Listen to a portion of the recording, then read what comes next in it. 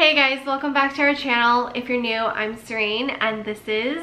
Hey, I'm Chris. We are going to answer your assumptions about us. Our second channel, in case you guys were wondering why anybody would have assumptions about us, because there's like 10 people watching. I do weekly vlogs where you're in a lot of the videos. I thought it'd be fun to create more content on this channel. Typically, like, we take turns, like last 2 weeks, 3 weeks ago. Really, Dolly?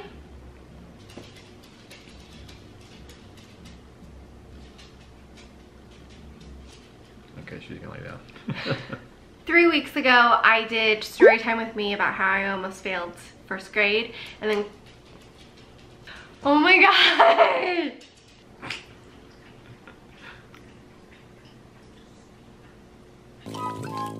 Dolly, is this really necessary? Yes, it is.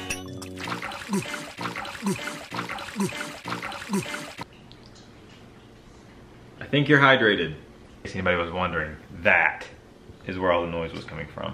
Then he made a video about his jiu-jitsu story. We just take turns making content on here. If you have any ideas of what... It was fantastic.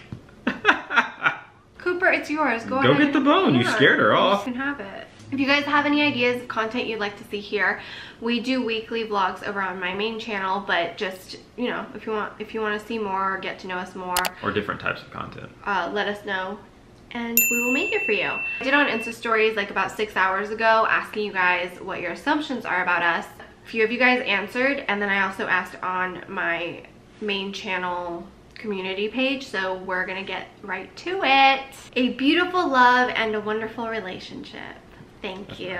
You guys are great together except when it comes to money and financial agreements. I mean, kinda, yeah, but not in a bad way. It's we more have like the same goals financially, yeah. We just have different ways of getting there. I'm currently embarking on a low buy and I'm documenting it for the main channel. We're gonna do a video together about like what not to do when you guys get married or when you move in with your significant other.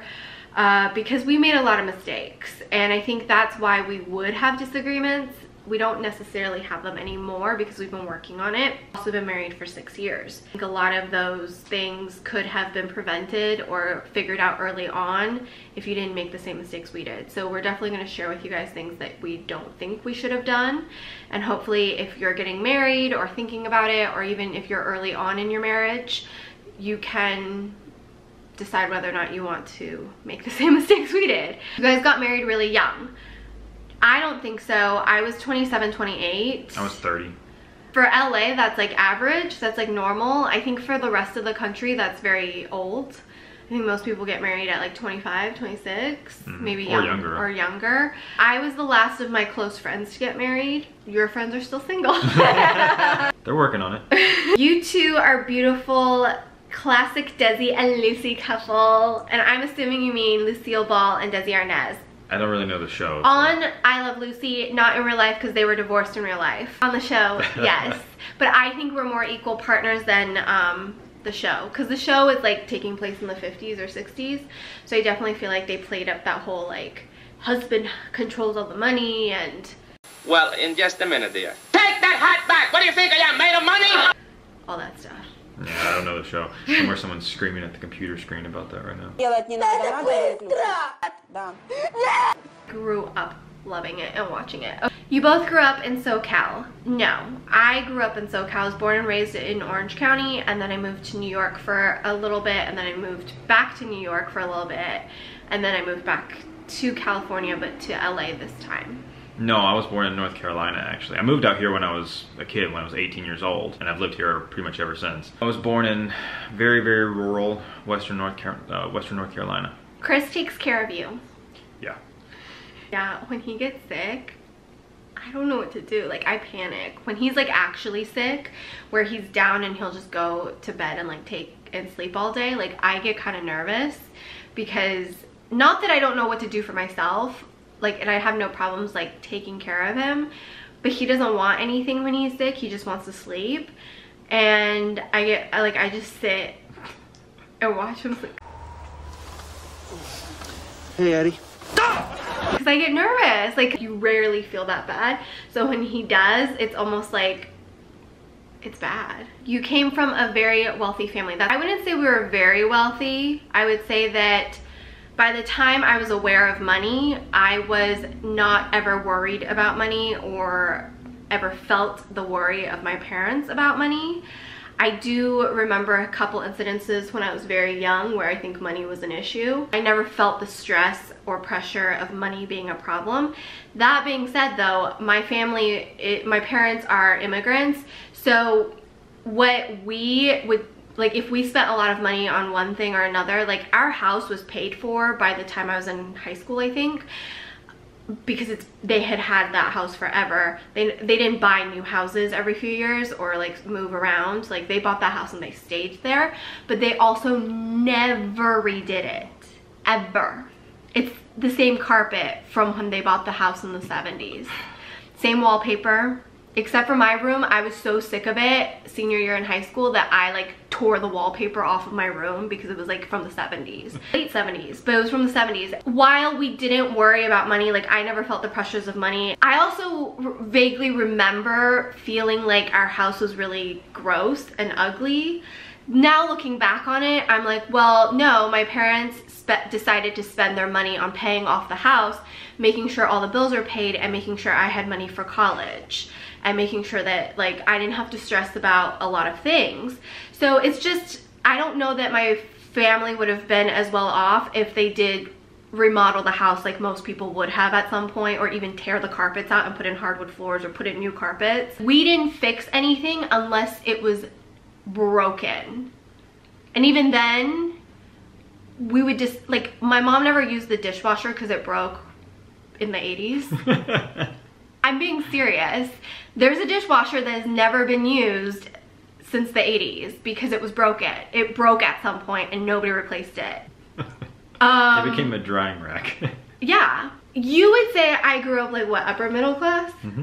You guys were comfortable. We were comfortable, but we weren't like, money, money, money. They were able to buy me a car when I was 17, but that was probably because they no longer had a mortgage and we didn't replace our dishwasher. We didn't have cable growing up until my dad was home and being like, where's Serein? Like, what the F? And I'm like, and it was because I would go over to my next door neighbor's house and watch TV all day. My mom was like, well, she's watching TV. And he's like, we have a TV. She has a TV in her room. Why is she next door watching TV? And my mom was like, there's this channel on cable, like Nickelodeon, that she really likes. So she just goes over there and watches TV. Like, so I would go when it was rerunning and I'd watch like 3 hours of TV. And my dad, that was when my dad's like, just get her the cable. We can get cable now. But we had the antenna for the longest time. And then, the only time we got the cable was like late middle school because my dad was sick of me like sneaking cable from the neighbors. You came from a very wealthy family.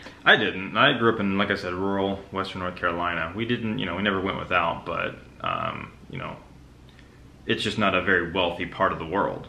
You're gonna see this bit. Who do you think made this assumption? I assume you're the greatest people who ever lived, and I assume that I love you both.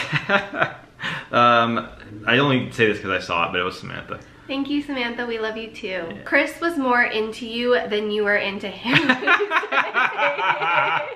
Oh, that's funny. It's funny because it's true. If you guys want to know the whole story of how we met, then just comment in the comment section and we can make it a separate video. You are the dominating one in this relationship. Ha ha ha ha. In certain aspects, but at the end of the day, I really truly feel like we're a partnership. I feel like I get my way 99.9% of the time, unless it's something that actually matters to you, and then you voice it, and, and usually, if it really matters to you, I usually am just like, okay. Yeah, like, I'm pretty easygoing and laid back, so most of the things I just kind of go with the flow. But I don't know that it's a dominance thing. No, it's just, I don't have a solution that I'm more passionate about, or you know, something that I'm more passionate about in that particular instance. I don't feel the need to, you know, make a fuss. You genuinely just want me to be happy. Yeah. But like, it's not like, it's also from a selfish place, because if you're happy, I'm happy. You like shopping without buying anything. It's the weirdest, he's the weirdest shopper on this planet. Like, he enjoys watching me shop because it brings me joy and I get excited, and so you get excited. The closest thing I can attribute it to is like when I see my friends' kids get excited about a toy I give them, like I'm excited and I want to play with that toy with them, and I'm just like, oh, Brixton said thank you. Brixton told me to come back. I'm like a pickier eater than you. So you kind of just let me decide what I want to eat. Yeah, again, like, you know. I just have more issues. I don't think it's issues. Like, growing up, I didn't really get to pick what we ate. You ate what was put in front of you or you didn't eat. So I have no problems. Like, I can find something to eat or, you know, whatever, most places we go. So again, unless I have something that, like if I'm really particular, like that night I want something specific, I'll say I want to go here. But if I'm not, I just don't feel the need to make a fuss if there is no need for it. You can't stand to let your fights drag on. Yeah, no. Okay, so before CBD, I could care less how long our fights dragged on, and I would just get really mad and not want to deal with it, and then I'd just be mad at him for like, I wouldn't care if I was mad at you for like days or upset for days, but I would argue that since CBD, we don't really have any fights. We never really had like too many fights to begin with, but CBD has changed everything. We have disagreements. I wouldn't say, like, everybody has disagreements, especially when you spend this much time together. That goes back to that other question too. Like, genuinely speaking, I just enjoy like whatever we're doing, as long as, you know, we're doing that together. The rest is just semantics. Like, we could be watching TV or we could be going out, or it doesn't matter to me so long as we're together. Easier to be around each other all the time. So if I'm irritated about something, I usually now am able to tell you without causing a problem. It used to be that I would get so irritated about something that any other little thing would set me off, and then it would become this big thing and then I couldn't let it go. Whereas now I'm much more capable of just being like, hey, this is important to me. Can this happen? And usually because he wants our relationship to be good and it doesn't really affect him, he says yes, or he'll make an effort to do it. And as long as I see, and now that I'm on CBD, when I see that there's an effort put place, I don't get as irritated if it doesn't go the way I want. I'll just go do it, or I'll just say something, but I'm able to say in a way where it doesn't start a fight. My assumption is that you run all your errands together. All my errands we run together. Pretty much. Things that I'll do, like, just in the sake of like saving time. Like today I had to go pick up labels for the shop. I had to go pick up new product. I had to go to the mailbox. So that's all stuff that had to be done, but Serein had to edit a video, so she stayed here. But if it's something that's, you know, specific to her errands, we usually do it together. YouTube and sponsorships make enough for you to live on, and Chris's job is to run the two businesses that you guys own together. His YouTube channel doesn't make much money compared to yours, and you guys don't work for any companies, not counting your sponsorships or partnerships. I mean, kinda. Yeah, I mean, obviously you guys can look at the numbers. His channel is... I don't have a channel. I mean, I do, but it's not even monetized. No. Yeah, I did that for like fun. Yeah. I'm gonna upload some more stuff on it too, but again, just really for me, for fun. I just figured out how to edit. So he doesn't actually even monetize his channel, so obviously that is not paying any of our bills. I would say maybe in the last year and a half was when we were able to pay for our living expenses purely based on YouTube / sponsorships. Before that, Chris had his own company, and before that he was a talent agent, and before that I was an actor, and he was kind enough and supportive enough to let me kind of just focus on YouTube when I was burnt out acting, even though that meant that there was no income coming in from me. For the first 3 or 4 years, I did not make any money. I think I was so excited to get $300 from this 3-video, 3-part sponsorship. Just so you guys know, like, that's not a lot. Like 3 videos for $300 total. That's hours and hours, especially back then when you weren't quick on editing. I'm still not quick on editing. Definitely in the last year and a half, once Chris started taking over more of the business side of things, we were able to make this like our living. I would say the shop is a huge part of how we're able to pay our bills as well. So support small businesses. And to be completely honest, YouTube AdSense Oh, that's what they were referring. No, yeah, that doesn't pay that stuff. that pays diddly squat. Yeah. Some people are able to make a living on just your YouTube AdSense, and that is amazing. I want to be that person. Yeah, but that's a lot of views, a lot of subscribers. That's a whole different ballgame. Gotta get like millions of views every day to make enough money to live in LA. And we're in a unique position because we started in LA. We didn't move to LA because we were YouTubers. I moved to LA because I was an actor and I hated Irvine. I just didn't like living there. And New York was just too much and too far away for me. It was like the perfect place for me. Chris was an agent in LA. So we were already in LA with our own careers. And YouTube was something I discovered when I was burnt out and when he was like moving out of the talent management world. Loved it as a passion, and he didn't even think it could make any money. He was just like, whatever makes you happy, I'll figure it out. I'll support us until you figure out what you want to do with your life. I sold Mary Kay because I thought that like I was going to be a Mary Kay Cadillac driving sales rep and that was going to pay for our bills. Stella and Dot. I started doing Stella and Dot after Mary Kay because I thought Stella and Dot was way cooler and hipper.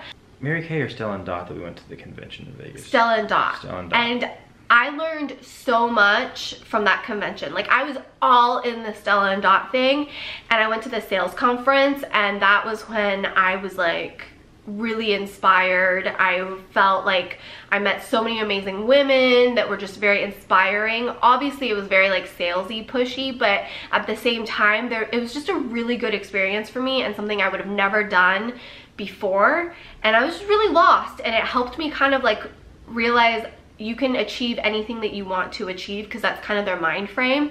Now, do I believe that you can like be a Stella and Dot sales rep or a Mary Kay sales rep and pay all your bills? I think some people can do it. Yeah, I have a good friend that works in that industry, not for those two companies, but she kind of works in a different space, but in the same type. She does very well. That's not for me. It helped me figure things out. We met out here and YouTube was never a thing. Like we just happened to live in LA and start YouTube. You know, a lot of people have these assumptions that like everybody moves to LA because of YouTube and that's how they're successful, and I'm like, nah, it really isn't. I've lived here 20 years. Both have college degrees. I have a BA, he does not. No, I didn't go to college. When I turned 18, I moved straight to LA and started working. For free. Yeah, I did. That's how I was able to get in so young. Yeah, so Chris didn't go to college even though you had a scholarship. Yep. And college, you know, wasn't for me at that time. I was more concerned with, you know, getting out and getting into the world and making as much money as I could. I went to college because it was like thought of as, like it just wasn't a question I had to go to college.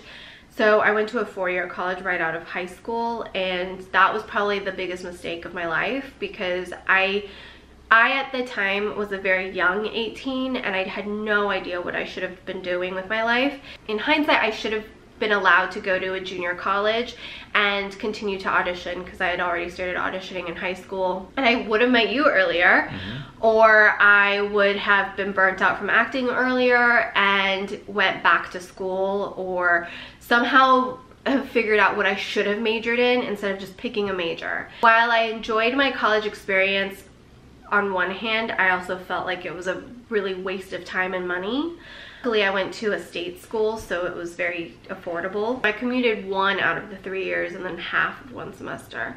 If you have kids who are going into college and they don't know what they want to do, I highly encourage you to listen to them if they're not ready for a 4-year. I think like so much of what I did was because people told me I had to, not listening to my gut and like making my voice heard, which is I'm not ready. I should go to a junior college first, or I need time, like I need a year off. Because I already got in, I could have deferred.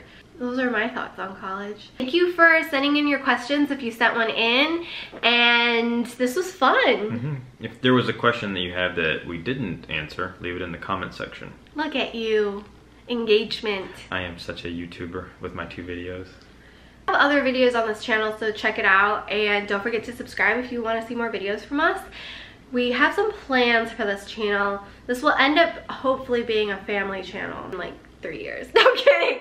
We don't know, but the plan for this channel is to just be way more casual, more of the 2 of us, or you could say the 4 of us, possibly our journey as we build our family with more doggies, or possibly even procreate, I don't know. And you'll hear a lot of jujitsu stories from me. Please don't unsubscribe. And then if you like beauty and wellness videos, that's over on my main channel, as I try to become healthier. And there she goes again. I try to become healthier and just more of like a balanced person overall. I share more of that over on my main channel, so this channel kind of gets like, what do we do here? So let us know. Well, I make more appearances in this one, so. You make more appearances? In this channel, yeah. Yeah. If I sound stuffy, it's because I'm still getting over a cold. And I had toxic flush. Toxic flush is what 20% of Americans get, or what 20% of people get when they go to the chiropractor for the first time. Yesterday, Serein went to the chiropractor for the very first time and got realigned, and so far it's been I mean, it's great, but I'm having flu-like symptoms because my body is like, what happened? But it's a good thing. Like, it seems counterproductive, but toxic flush is actually your body's way of telling you it's working. Your central nervous system. It also might explain why I've plateaued so many times with my weight loss. Yeah, that's something we were looking at online, because when she started to feel sick yesterday, we just kind of were looking on Google to find out if there was a correlation between the two, and in fact there is. And so she's been hungry ever since, plus tired, and I thought, well, maybe your body's working extra hard. Like if you go on a really high a hike at a high elevation, your body is going to burn more calories because it's doing more work. Don't bump your head. So I thought, what if, because her body's been misaligned for so long, it's been holding on to things, you know, fat and nutrients and different things that it shouldn't have had to hold on to. So it might explain my rapid weight gain too, because yes, I was eating like crap and depressed and grieving and all this stuff, but I gained a lot of weight really fast, like, because most of the weight was gained the last year. And it shouldn't have taken me that long to get to a point where I'm like fit again. There's still a lot of weird parts of my body that isn't losing the weight. Came to the conclusion that it definitely does. There is a correlation between the weight fluctuation and just different other aspects of your health. Headaches. Because he realigned your jaw a little bit too. No, he tried to work out some of the tension. I probably have to go back and have him like just pop it. Battery's about to die. Thanks for watching. Bye.